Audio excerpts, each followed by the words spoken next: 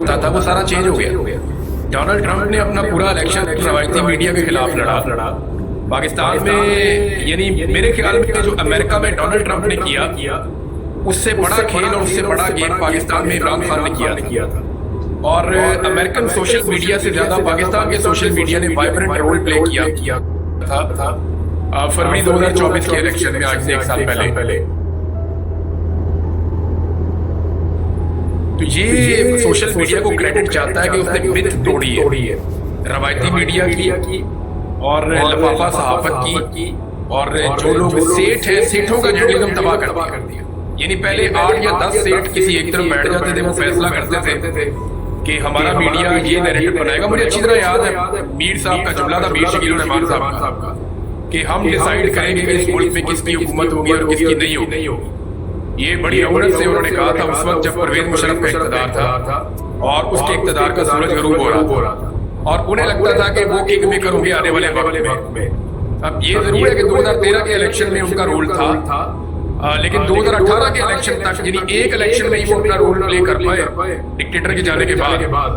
2018 के इलेक्शन में social media का फिनोमिना आ गया था, और जो सोशल मीडिया ने गुज़िश्ता 2.5 साल में किया इसकी दुनिया के अंदर कोई और मिसाल नहीं मिलती। यानी लोगों ने पूरी एक जंग लड़ी है सोशल मीडिया में, और इस लेवल तक ले गए इसको कि डिजिटल जर्नलिज्म का वर्ड इजाद हो गया। और सोशल मीडिया के जो वॉरियर्स हैं या सोशल मीडिया के जो एक्टिविस्ट हैं उनको अगवा करना, गिरफ्तार करना, उन पे मुकदमा दर्ज करना, उन्हें हरासा करना, उनकी फैमिलीज को की अबडक्शन, जबरी तौर पे लापता, ये सारी चीजें मामूल बनती है पाकिस्तान में। तो इसका मतलब है कि ये बहुत इफेक्टिव है, और ये उन लोगों के खिलाफ भी इफेक्टिव है जो लोग पिछले 70-75 साल से बड़ा इफेक्टिवली पाकिस्तान को अपने कंट्रोल में रखे हुए थे। और इमरान खान साहब ने इस सारे फिनोमिना को बहुत पहले समझ लिया था। लेकिन सभी भाई मेरी नजर में लीडर वो होता है जो फोर्स ही करता है, वो थोड़ा सा आगे देखता है। सभी भाई आपको याद है इमरान खान को मिले थे जमान पार्क में, तो इमरान खान ने ये कहानी सुनाई थी उस वक्त, आपको याद होगा वहां पे हबीब अकरम साहब थे, 4-5 और जर्नलिस्ट थे। तो इमरान खान साहब ने हमें कुछ चीजें बताई कि इस मुल्क में ये होगा, ये होगा, फिर ये होगा, फिर ये होगा। कोई 6-7 चीजें उन्होंने हमें गिनवाई थी, और एग्जैक्टली वही सारी चीजें उसी तरह इस मुल्क के अंदर हो गई। तो लीडर जो है वो फोर्स ही करता है, उसको नजर आ रहा होता है कि अब क्या होने जा रहा है और ये किस लेवल तक जाएंगे और मैक्सिमम क्या कर सकते हैं और पब्लिक का रिएक्शन क्या होगा। तो अब जो सोशल मीडिया का फिनोमिना ये भी सबसे पहले कि पूरा पैराडाइम शिफ्ट हो जाएगा, ये इमरान खान साहब को आइडिया हुआ था। और उन्होंने जब ये टिकटॉक के ऊपर शुरू में काम किया, ट्विटर के ऊपर काम किया, फेसबुक के ऊपर काम किया, यूट्यूब तो बाद में आया, तो उस वक्त इमरान खान साहब का मजाक उड़ाती थी दूसरी पॉलिटिकल पार्टी की, सोशल मीडिया की पार्टी है जी, सोशल मीडिया की पार्टी है जी। और आज वो पॉलिटिकल पार्टी करोड़ों रुपया खर्च करते हैं हर महीने, और वो सोशल मीडिया के अंदर इमरान खान का मुकाबला नहीं कर पा रहे। बेचारों को टिकटॉक बनाने के लिए कितनी मेहनत करनी पड़ती है, कितनी भाग दौड़ करते हैं, कितने बंदे इकट्ठे करते हैं, कितने वसाइल लगाते हैं, कितनी ब्यूरोक्रेसी को झोंकते हैं, फिर जाके शाम तक 2 टिकटॉकें निकलती हैं। और वो आदमी जो जेल के अंदर बैठा हुआ है उसका एक सिर्फ टेक्स्ट आता है, छोटा सा एक स्टेटमेंट बाहर आता है, और वो समी इब्राहिम साहब पढ़ के सुना देते हैं। वो आपका जो वो एक छोटा सा टेक्स्ट पढ़ देना ना, वो ज्यादा वायरल हो जाता है। वो सिचुएशन जो है ना, वो इमरान खान के बहुत हक में है। सोशल मीडिया पे वो रूल करता है, और पाकिस्तान पे इस वक्त उसकी हुक्मरानी है, कोई माने या ना माने। अब जिन्होंने पकड़ना था समी भाई, उन्होंने पकड़ तो लिया, बट उनके पास छोड़ने का प्लान कोई नहीं है। जब मैं इनके पास एजेंसियों की तहवील में था ना मैं, तो मुझे एक ऑफिसर आया और उसने आके मुझे कहा कि ये मुझे बांध देते थे सभी भाई, आपने तो ये एक्सपीरियंस किया है, ये मुझे ना बांध देते थे हथकड़ियों के साथ पीछे के, और आंखों पे पट्टी बांधते थे और सर पे बोरा चढ़ाते थे ताकि ये हमें देख ना पाए। बहुत दलेर है, अपनी शक्ल छुपा के मेरे साथ बात करते थे। तो मुझे उसने बड़ी रौनक से कहा कि इमरान खान कब तक टूट जाएगा। अच्छा, मेरा नाम भी इमरान खान है, मैं समझा शायद मेरे बारे में कहा मैं तो टूटिया पे मुझे और आपने क्या तोड़ना है, हालत आपने मेरी ये कर दी। कहते नहीं इमरान खान कब तक, मैंने कहा पकड़ लिया आपने उसको, क्योंकि मेरी आखिरी जो इन्फॉर्मेशन मुझे मिली थी ना जेल में, वो मुझे ये मिली थी कि सुप्रीम कोर्ट ऑफ पाकिस्तान ने इमरान खान को रिहा कर दिया। ये मुझे आखिरी खबर मैंने पढ़ी थी, वो ये पढ़ी थी कि इमरान खान को सुप्रीम कोर्ट ऑफ पाकिस्तान ने छोड़ दिया, कैद से निकाल दिया और इमरान खान साहब जो है उनकी रिहाई हो गई। लेकिन वो रात कहीं पे गुजारेंगे, कुछ इस तरह की मैंने खबर पढ़ी थी, आखिरी खबर जो आई थी मेरे पास। उसके बाद मुझे दुनिया का कुछ नहीं पता चला अगले पौने 5 महीने तक। तो मैंने कहा आपने पकड़ लिया इमरान खान को? उन्होंने कहा जी हमने पकड़ लिया। ये ना अगस्त का मिड था, यानी आप ये समझ लें 14-15 अगस्त या इसके आसपास के दिन थे जब उसने मेरे से पूछा। तो मैंने कहा टूटने से आपका क्या मकसद है? तो उसने मुझे कहा टूटने से मकसद ये है कि वो माफी मांगे और उसको अफसोस होना चाहिए जो उसने किया, उसके ऊपर वो माफी मांगे। तो मैंने उनसे कहा, मैंने कहा जी किस चीज की, कि वो 9 मई की माफी मांगे। अच्छा, मुझे अंदर पता ही नहीं था कि 9 मई को लेकर उन्होंने क्या कर दिया या कुछ 10,000 बंदा इन्होंने उठा लिया। मुझे तो अंदर ऐसा लगता था कि शायद बाहर मार्शल लॉ लग गया, सारा मुल्क इनके कंट्रोल में और बंदे इन्होंने उठा के सारे के सारे कस्टडीज के अंदर डाल दिए। और मुझे जब ये पता चला कि समी भाई को छोड़ दिया उन्होंने, तो मुझे बड़ी तसल्ली हुई। मैंने कहा चलो अच्छा हुआ समी भाई चले गए, तो शायद मैं भी कल छूट जाऊंगा, घर चला जाऊंगा। लेकिन फिर मुझे उन्होंने नहीं छोड़ा। 142 डेज मैं वहां पे रहा सेल में। अच्छा समी भाई ये उसने मुझे पूछा तो मुझे पता चला कि इन्होंने इमरान खान को पकड़ा है और ये फिक्रमंद है उसको तोड़ने के लिए। तोड़ने का मैंने मतलब पूछा, उसने बताया। तो मैंने उनसे कहा कि जो आप उससे मांग रहे हैं वो तो है ही नहीं उसके पास। आप इस बात को समझे कि आपके पास 15 दिन है उसको गिरफ्तार करने के बाद। आप 15 दिन में उसके साथ तय कर लें, मैं आपको बताता हूँ वो आपको क्या देगा। इन्होंने मैंने कहा जी अपनी बात आप उसके साथ कर लें, अपने मामला कोई आपने उसके साथ रिक्वेस्ट करनी है, कोई चीज तय करनी है, आप उसके साथ कर लें इमरान खान के साथ।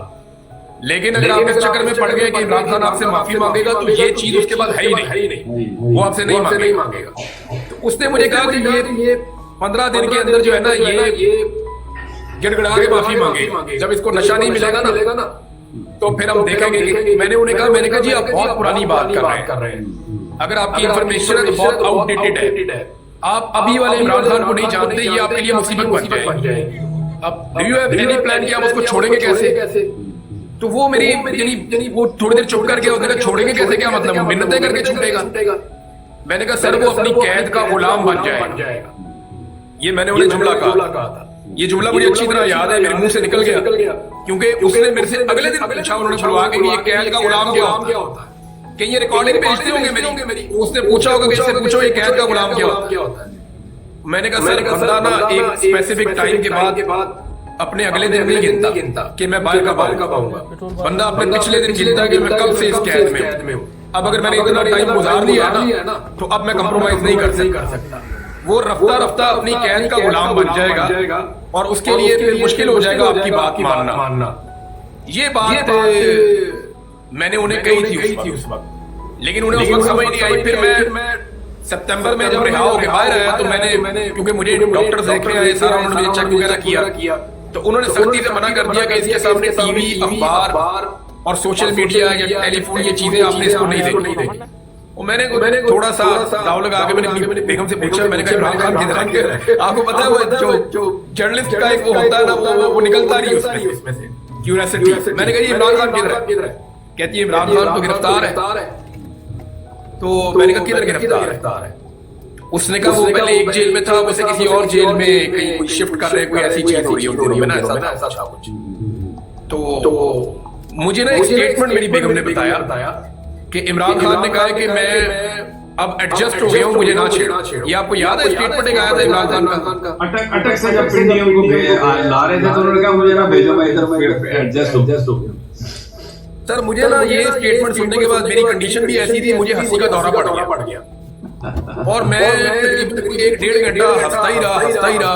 मैं मुझे घर वाले पूछे क्या हुआ, मैंने कहा मैंने उसको कहा था, मैंने उसे कहा था कि वो एडजस्ट हो जाएगा तुम्हारे पास 15 दिन में, तो उसको जो है वो काबू कर लो 15 दिन के अंदर। सर 15 दिन के बाद वो अपनी कैद का गुलाम बन जाए। सर अब इमरान खान ने जो सख्ती देख ली है, जो तकलीफ देख ली है, ये भूल है इस सारे सिस्टम की, उसको इक़्तिदार नहीं चाहिए। देखें 2 बंदे ऐसे हैं जो पॉलिटिकल लीडर्स नहीं है ना, उनका पॉलिटिक्स से कोई ताल्लुक है। ये अमेरिकन जो डायस्पोरा है पाकिस्तानियों का, वो इस वक्त सबसे ज्यादा वाइब्रेंट और तगड़ा है। उनके थ्रू दो बंदों की मुलाकात होती है पाकिस्तान में एस्टेब्लिशमेंट से भी और वो इमरान खान से भी उनको जो है वो फैसिलिटेट किया जाता है। वो बंदों ने जो वापस अमेरिकन को बताया था वो मैं आपको बता देता हूं। उन्होंने बताया है कि वो आदमी हमें उससे मुलाकात करके इस बात का बताता हुआ कि शायद वो वजीर आज़म बनने में अब इंटरेस्टेड नहीं है, उसका इंटरेस्ट अब इससे आगे है, वो किसी और स्टेट ऑफ माइंड में इमरान खान चला गया। अगर आप अल्लामा राजा नासिर अब्बास साहब से पूछे तो कहते हैं मैं जब भी इमरान खान को मिला तो उसने मुझे शहादत की बातें पूछी हमेशा कि मुझे बताएं कि शहीद के बारे में बताएं, उसके दर्जात के बारे में बताएं। अभी जो उन्होंने फांसी गार्ड की तरफ इशारा करके इमरान खान साहब ने कहा कि मैं वहां ज्यादा देखता हूँ और इससे आगे जो है वो तुम कुछ नहीं कर सकते, इससे आगे कुछ नहीं है और मेरा अल्लाह ले जाता है जिसको वहां ले जाता है। तो जब आदमी ये सोच लेता है ना उसका ईमान और एतकाद लेवल कब जाता है तो फिर आप उसको शिकस्त नहीं दे सकते, आप उसको हरा नहीं सकते, आप लड़ाई को लंबा कर सकते हैं। अभी जो मुझे ऐसा लगता है कि इमरान खान साहब ने जिन्होंने क्रॉस लगाया था ना, अब वो तो रबड़ दे के बैठे हुए कि हम ये क्रॉस मिटा देते हैं लेकिन इमरान खान साहब को इस बात में दिलचस्पी नहीं है कि उनके ऊपर लगा हुआ क्रॉस मिटे। उनकी दिलचस्पी इस बात में है कि वो खुद एक क्रॉस लगाने वालों के ऊपर बड़ा क्रॉस लगा दे और हमेशा के लिए उनके ऊपर क्रॉस लगा दे। समी भाई देखे मेरे से ज्यादा कोई विक्टिम नहीं होगा, आपसे ज्यादा कोई नहीं होगा शरीफ खानदान का। इन्होंने मेरे पे 2009 में भी दहशतगर्दी के मुकदमे करवाए थे 2009 में। ये किसी को पता नहीं है। इनकी वजह से पहले भी मैं नौकरी से निकाला गया, 7 मरतबा इन्होंने मुझे मुअत्तल करवाया चैनल्स में। तो मैं इनका डसा हूं बहुत पुराना, लेकिन बिलीव मी मैं आज भी ये सोचता हूं कि अगर नवाज शरीफ, इमरान खान और ये सारे बैठ के पाकिस्तान की मिलिट्री एस्टेब्लिशमेंट को उसके असल किरदार में वापस भेज दें तो इससे बड़ी पाकिस्तान की कोई खिदमत नहीं हो सकती कि सिविलियन क़यादत मुल्क को चलाए और जो मिलिट्री एस्टेब्लिशमेंट है वो अपना काम करे, जो उनका काम है वो अपने काम में अपने आप को महदूद कर ले। और मेरी नजर में अगर उस्मान बुज़दार यानी मेरी नजर में पाकिस्तान में कोई सबसे बड़ा नंबर आया ना बुरा है वो उस्मान बुज़दार मुझे लगता है, आपको अच्छा लगता होगा लेकिन मुझे लगा कमजोर आदमी था, इससे बेहतर आदमी आ सकता था। मैं आपको सीरियसली बता रहा हूं कि अगर उस्मान बुज़दार को पाकिस्तान का वज़ीर आज़म बना दें, पाकिस्तान उसमें 10 साल तक ना छेड़े तो मैं आपको लिख के देता हूं ये मुल्क रहने की जगह बन जाएगा और वो मुल्क को तरक्की दे देगा। हमारे ये जो पंगे हैं ना एस्टेब्लिशमेंट के, ये अगर बंद हो जाए तो ये मुल्क आगे बढ़ सकता है। अदरवाइज ये ये फिर आगे बढ़ेगा नहीं। सभी भाई मेरे ख्याल में हम लोग सवाल करते हैं इस तरह तो हम सबकी बातें करते रहेंगे। देखिए आप लोग मैं जब से ब्रॉड मैं करता हूँ या मैं ये बाहर लोगों से मिलता हूँ, एक तशनगी है लोगों के दिलों में आपकी कहानी की, आपकी बात सुनने की। आपके साथ कुछ आपने बताया है किस तरीके से आपके साथ डील करते रहे, आपके साथ क्या करते रहे, आप क्या बताते रहे और फिर अभी रिसेंटली जो जिन मुश्किलात से आप गुजरे और बिल्कुल एक अल्लाह ताला ने आपको नई जिंदगी दी। अब लोग अपने आप को आपके साथ रिलेट करते हैं और आपकी जो कहानी है स्ट्रगल की वो पाकिस्तानी जो है उसको ओन करता है। और आप यकीन करें यहाँ पर हमने देखा ये जो डी चौक में लोग आए और भी जो लोग जलसे जुलूसों में निकले वो बिल्कुल अपनी जान परवाह किए बगैर निकले, आपके लिए दुआएं थी। और एक मैं जरूर ये आपसे रिक्वेस्ट करूंगा कि आप बात करें अरशद शरीफ शहीद की, हमारे उस भाई के बारे में हर जहां पर मैं जाता हूँ लोग कहते हैं कसम खाओ, वादा करो कि आप अरशद शरीफ का जो खून है उसको आप नहीं भूलेंगे। तो ये एक ऐसी मोहब्बत मैंने देखी है सहाफियों के लिए, उन सहाफियों आपके लिए मैंने वो प्यार देखा है लोगों की आंखों में। और यानी हर शख्स अपना तन मन धन जो है वो लगाने के लिए तैयार है। और अरशद शरीफ के साथ जो मोहब्बत है, जिस तरीके से लोग पूछते हैं कि उसके जो लोग जिन्होंने उनको शहीद किया उनके साथ क्या होगा, ये एक बड़ा यूनिक फिनोमेना है। आपने जो अपने जिंदगी के आखिरी अयाम यहाँ पाकिस्तान में जिस तरीके से आपने यानी वो गुजारे, बहुत मुश्किल हालात हैं, कुछ थोड़ा हमें अंदाजा है, लेकिन आप जरूर शेयर करें थोड़ा सा। मेरी ये रिक्वेस्ट है आपसे, इसलिए कि लोगों को जब आप ये बताएंगे कि स्ट्रगल क्या है, कितनी हिम्मत है, कितनी कोशिश है, तो आज जो इमरान खान ने जो आज बात की अडयाला में कि प्रेशर का जवाब जो है वो आप उन पर प्रेशर डाल के दें, और ये बड़े बुज़दिल लोग हैं, जब आप प्रेशर डालेंगे आगे जवाब दें तो ये लोग भाग जाएंगे। तो लोगों के अंदर हौसला देने के लिए, ताकि वो अपनी स्ट्रेंथ को गैदर कर सकें, जो कुछ आपके साथ हुआ, जिससे आप गुजरे, वो प्लीज थोड़ा सा आप बयान करें, फिर लोगों की कॉल्स भी लेंगे, लेकिन प्लीज ये थोड़ा सा जरूर बयान करें। सभी भाई, इसमें जो लास्टली मेरे साथ हुआ वो तो कुछ आइडिया आप लोगों को है। मैं कभी भी कोई ऐसा स्टेप लेना नहीं चाहता था कि मैं अपने आप को अदालतों से छुपा लूं। यानी मैं हमेशा अदालतों में पेश होता रहा, अपने सारे मुकदमात का सामना करना चाहता था और चाहता हूँ। लेकिन मुझे आज से चंद महीने पहले मेरे लॉयर ने बताया और कुछ और सोर्सेज ने कि आपके बारे में एक फैसला हो गया और अचानक मेरे ऊपर एक अजीब सा मुकदमा हो गया। अच्छा, उस मुकदमे को जब दर्ज करवाया गया तो मैंने जाके अपनी पेशावर से जब बेल ली तो मुझे मेरे एक सोर्स का फोन आया। उसने पहले भी मुझे बहुत ठीक इन्फॉर्मेशन दी थी। उसने मुझे कहा कि इमरान भाई आपने बेल तो ले ली है, आपने इस्लामाबाद नहीं आना। मैंने कहा जी मैंने क्यों नहीं आना? कहते जी आपकी ना जान भी खतरे में है, या तो आप हमेशा के लिए गायब हो जाएंगे या फिर आपकी जान खतरे में। ये बात आप अपने ज़हन में बिठा लें, आपने यहाँ नहीं आना। ये FIR हुई आपको बाहर निकालने के लिए। मैं वापस चला गया खैबर पख्तूनख्वा में, मैंने एक मुकाम था वहां से मैंने चेंज किया, दूसरी जगह पे चला गया मैं। कुछ और दोस्तों को प्रॉब्लम हुई इस्लामाबाद में, वो भी मेरे पास आ गए, मेरे साथ रहे कुछ दिन। फिर मैंने एक लोकेशन चेंज की, फिर दूसरी चेंज की, तो मैं लोकेशन चेंज करता था। एक दिन मुझे एक बंदे की टेलीफोन कॉल आई और उसने मुझे कहा कि जिधर आप है ना ये जगह आप फौरन छोड़ें। तो मैंने उससे देखे, हम जर्नलिस्ट है ना, एकदम तो नहीं उठ के वैसे रिएक्ट करते। मैंने उससे कहा, मैं कहा आप मुझे बताएं। उसने कहा सर मैं कसम खाता हूँ मुझे नहीं पता आप कहाँ हैं, लेकिन जहाँ पे आप है ना यहाँ पे अटैक आएगा, आप यहाँ से फौरन निकल जाएं। अच्छा, मुझे उसने इतने जोर देकर कहा उस बंदे ने कि मेरे दिल में आया कि मैं यहाँ से थोड़ा सा हट जाऊँ। अभी मेरा एक दोस्त मेरे पास से उठकर निकला था गाड़ी में। पहले मैंने सोचा कि मैं अपनी सिक्योरिटी को, ड्राइवर्स को बोलूं कि गाड़ियां निकालो यहाँ से जाए। फिर मेरे दिल में कुछ अलग चीज आई। मैंने उस दोस्त को वापस फोन किया, मैंने कहा वापस आ जाओ। वो उस कंपाउंड के अंदर आया, मैं उसके साथ गाड़ी में बैठा खामोशी से, और मैं नीचे होकर बैठ गया और वो गाड़ी लेके निकल गया।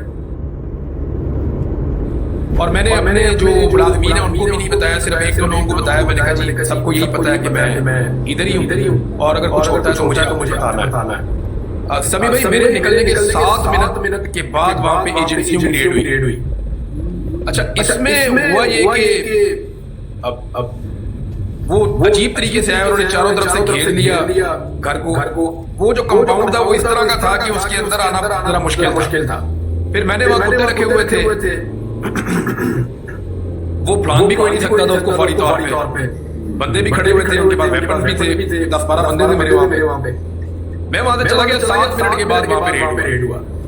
अच्छा, उन्होंने जिद करना शुरू कर दी जी हमारी इमरान रियाज से मुलाकात करवाएं। वो बंदे नकाबपोश थे। इन्होंने कहा जी हम आपकी इमरान रियाज से मुलाकात नहीं करवा सकते, वो यहाँ पे नहीं है। थोड़ी देर बाद वो कुछ और बंदों को ले आए।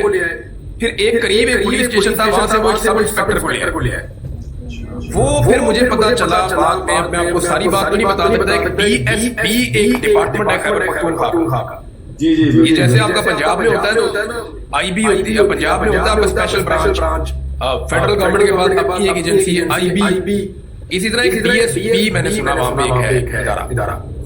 उसमें DSP के एहलकार भी साथ शामिल थे जो एजेंसी की मामलत कर रहे थे मेरे ऊपर उस मामले में। अच्छा, मैंने बाद में जब उस बंदे से फिर रब्ता किया, मैंने कहा जी आपकी इन्फॉर्मेशन ठीक थी। विदिन 7 मिनट जो है मुझे रिपोर्ट हो गया कि वहां पे रेड हुआ। उसने कहा सर ये रेड आपको इन्होंने नहीं छोड़ना था सारी जिंदगी, अगर आप आज इनके काबू आ जाते तो वो उनको इस बात का आइडिया हो गया कि वो यहाँ पे नहीं है। और उन्होंने अंदर बंदे भी भेजे और चेक कर लिया। फिर बंदों को पता था, फिर बाद में बात खुल गई। पर मैं वहां से चला गया, फिर मैं वहां वापस नहीं गया। मैंने वहां से अपनी चीजें शिफ्ट करना शुरू की और मैंने एक दूसरी लोकेशन ले ली। अब दूसरी लोकेशन पे कुछ दिन रहा, फिर मैं तीसरी लोकेशन पे चला गया।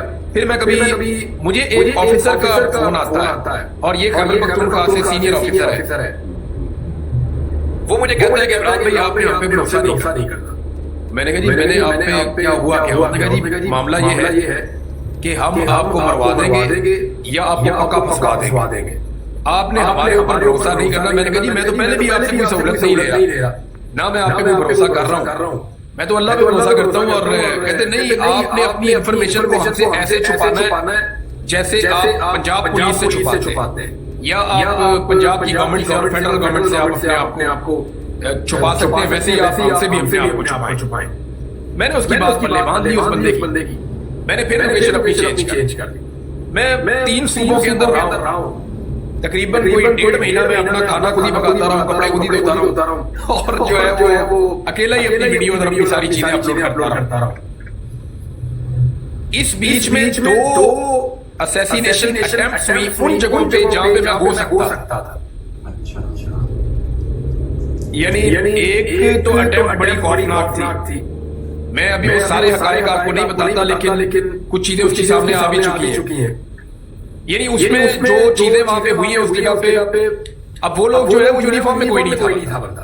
अब पता नहीं वो सिविलियन थे या वो सरकारी लोग थे या वो हायर किए हुए लोग थे, मुझे इस बात का नहीं पता। लेकिन एक वो बड़ी अटेम्प्ट थी और वो किसी को अरेस्ट करने वाला माहौल नहीं था।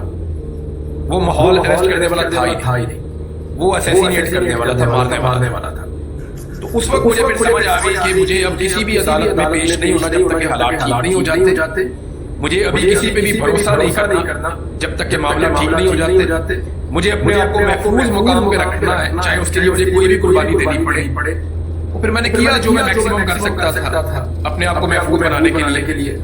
और यानी मैं जो भी कर सकता समी भाई, आई कांट से एनीथिंग। यानी जहां मैं अभी बैठा हूं आपसे बात कर रहा हूं, मे बी यहां मेरे सामने कोई पहुंच जाए, मैं कुछ भी इस बारे में नहीं कह सकता।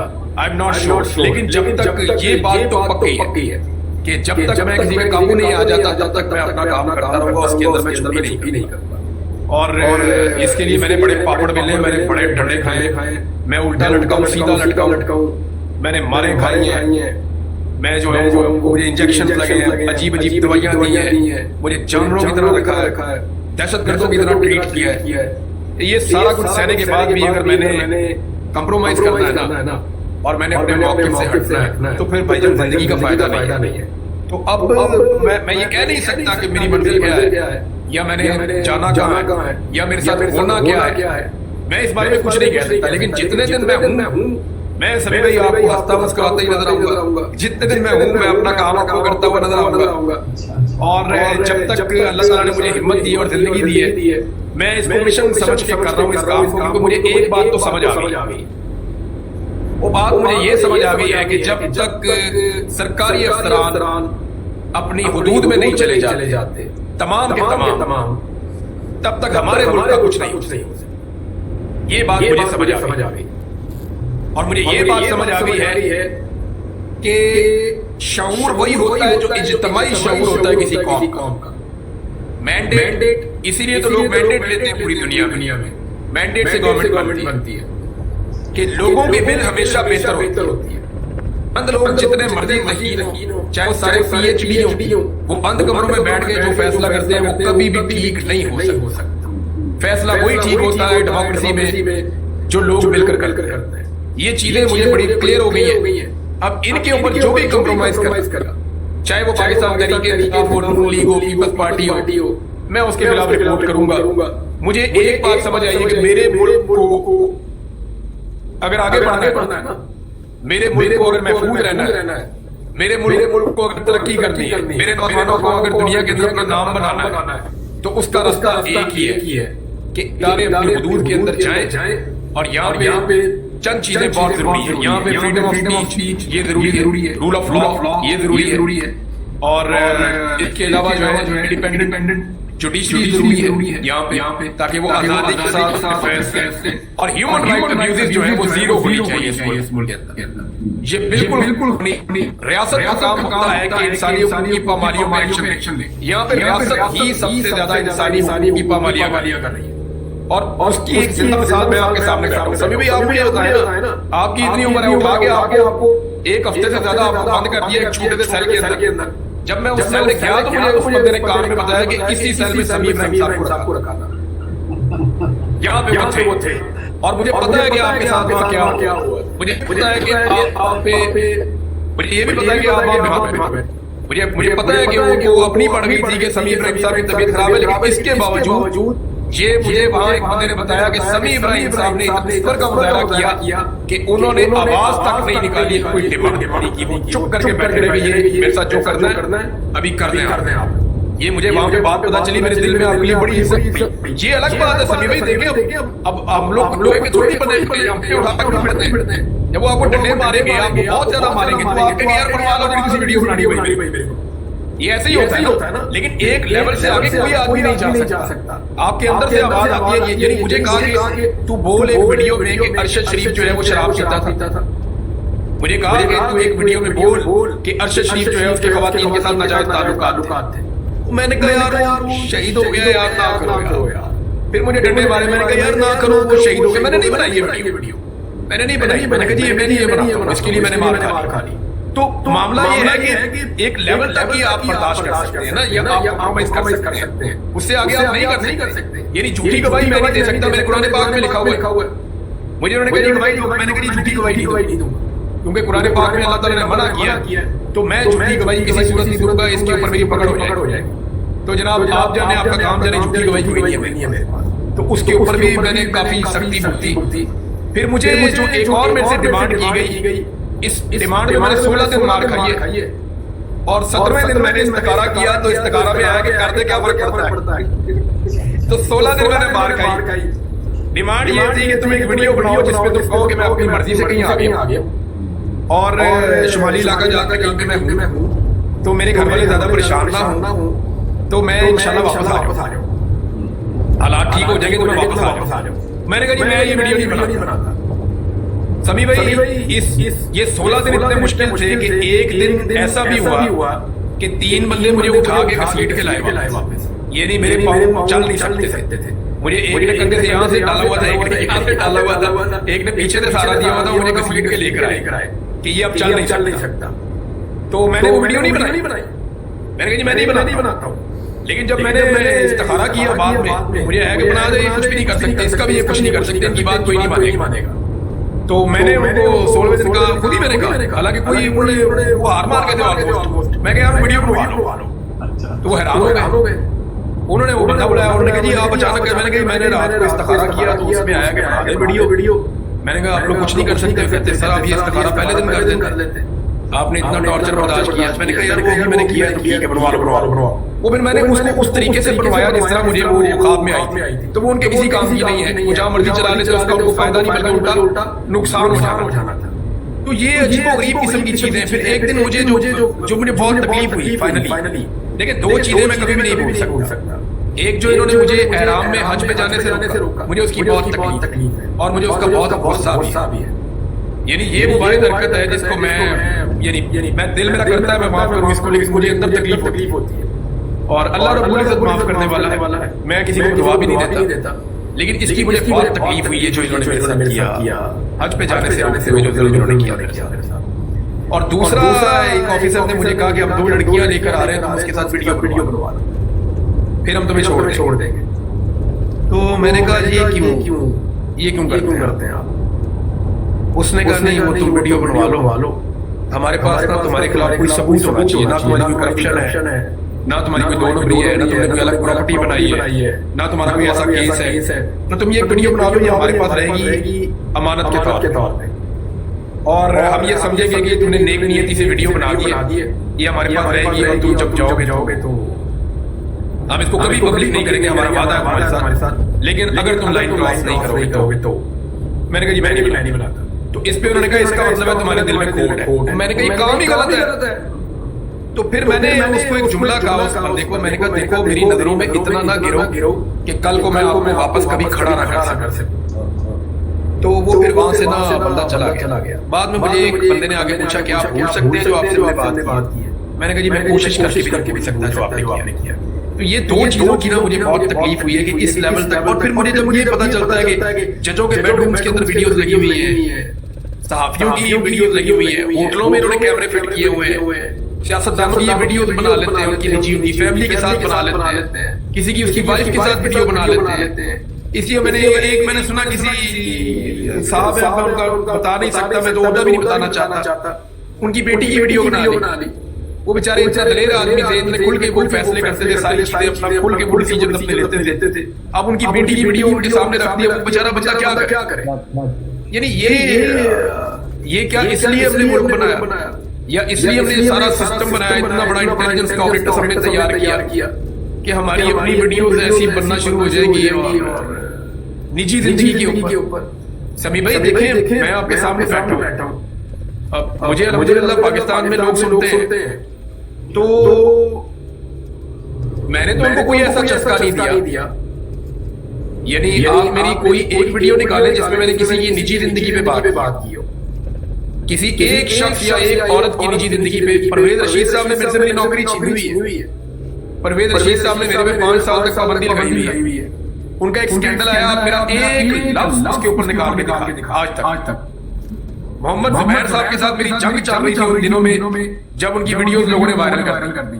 मेरा एक लफ्ज आप उसके ऊपर निकाल के दिखा दे, मैंने नहीं बोला उसके ऊपर। वो खुद हैरान हो रही है कि किसने क्यों नहीं किया। मैंने नहीं किया। मेरे पास एक बंदा, एक बहुत बड़ी खातून है, उनको बड़ा शौक है टिकटॉक बनाने का, उनकी वीडियो लेके आ गया। उसने कहा 2022 में, उसने कहा आपके ऊपर बड़ा जुल्म हुआ है भाईजान, ये वीडियो मैंने 2014 से संभाल के रखी हुई है। ये भाईजान मैं आपको देता हूँ तस्वीरें और वीडियो, इसकी ऐसी तैसी फेर दें आप। मैंने कहा भाई मेरी बात, इसको डिलीट कर दे। उसने कहा जी आप ये कह रहे हैं? मैंने कहा इसको डिलीट कर दे, तू इसका पर्दा रख, अल्लाह तेरा पर्दा रखेगा। तो समी भाई हमारा मामला जो है ना वो निजी जिंदगी के अंदर जाने का नहीं है भाई। कोई अपनी जाती जिंदगी में क्या करता है क्या नहीं करता, वो उसका रब जाने और वो जाने, या उसका अपना फेर जाने। अगर वो कोई करप्शन कर रहा है, कोई जुर्म कर रहा है, कोई ज्यादती कर रहा है, तो उसके ऊपर फिर आप जरूर आवाज उठाए। जो 2 नंबरी कर रहा है उसके ऊपर जरूर आवाज उठाए, मैंडेट चोरी कर रहा है उस पर आवाज उठाए, लेकिन निजी जिंदगी में जाने का नहीं है। लेकिन हमारी एजेंसियां यही काम करती है, मुझे हैरत होती है। ये तो मुझे लग रहा है सदीक भाई आपके साथ। अस्सलाम वालेकुम सर। ये आपका एक और चीता आ गया जिसका नाम जान है, जान। इमरान भाई कैसे हैं? मैं ठीक हूँ। सदीक भाई आप कैसे? आप ठीक है? खैरियत से? माशाल्लाह। आप दोनों कॉबॉय बन गए यार। इमरान भाई आपने और समी साहब ने मुझे एंगर रोने के देने, वो नाराज हो गए 3 वाले और वसीम मलिक। आज वसीम मलिक की बर्थडे है, तो वो सारे बैठे खाना खाने गए थे, मुझे उन्होंने बुलाया, मैंने फिर आपका नाम इस्तेमाल किया। मैंने कहा इमरान भाई के पास हाजिर देनी है, उनको यहाँ से मुबारकबाद क्यों ना दें? अभी उनको यहाँ से कि मलिक को बहुत सालगिरह मुबारक। अल्लाह ताला उनकी जिंदगी को लंबा करे, अल्लाह ताला उनको खुशी अता करे, उनको जिंदगी में कामयाब करे। बहुत बड़े और बड़े अच्छे जर्नलिस्ट बनने जा रहे हैं और बड़ी तेजी से वो अपने आप को मिलवा रहे हैं। उनका एनालिसिस बहुत अच्छा है और उनकी पकड़ बहुत अच्छी है। दूसरा देखिए सभी भाई, कोई भी आदमी किसी भी फील्ड में आगे निकलने के लिए जो सबसे पहली जरूरी चीज होती है ना, वो कॉमन सेंस है। And he is full of common sense माशाल्लाह। वो चीजें नोट करता है जो नॉर्मली हमारे बहुत सारे दोस्त कर जाते हैं। तो अल्लाह ताला इन दोनों को बल्कि मुझे मरियम नवाज खान माशाल्लाह वो भी बहुत अच्छा काम कर रही है। ये इन दोनों ने बड़ी 3 वाले तो फिर टीम ही वो 3 वाला तो चैनल ही मेरा है। मैंने तो बताया, मैंने कहा ये मेरा चैनल है। बस फिर कोई थोड़ा सा शेयर ले लिया करिए उनसे। आपको हक है भाईजान, वो शेयर सारा का सारा हक है। मैं एक और चीज आपको नजदीक भाई, ये एक बच्चा आया है, उसने अभी मेरे ख्याल में 4 वीडियोस की हैं। उमर मलिक का उमर भट्ट उसका नाम है यार। Umar Bhatt is doing great job. वो बहुत अच्छी रिसर्च कर रहा है और फैक्ट्स के साथ आ रहा है। उसका जो बताने का अंदाज है वो बहुत अच्छा है, बिल्कुल लेंथी नहीं है और इन्फॉर्मेशन बड़ी अच्छे तरीके से वो डिलीवर कर रहा है। तो ये बच्चा भी इसको थोड़ा सपोर्ट करे इंशाल्लाह। ये मुझे उम्मीद है कि एक अच्छा एडिशन हो जाएगा। यानी जो पुरानी हमारी बहुत सारी जोंके पाकिस्तान की मीडिया को चिपकी हुई है ना, उनको तो लोगों ने रिजेक्ट किया सोशल मीडिया के ऊपर।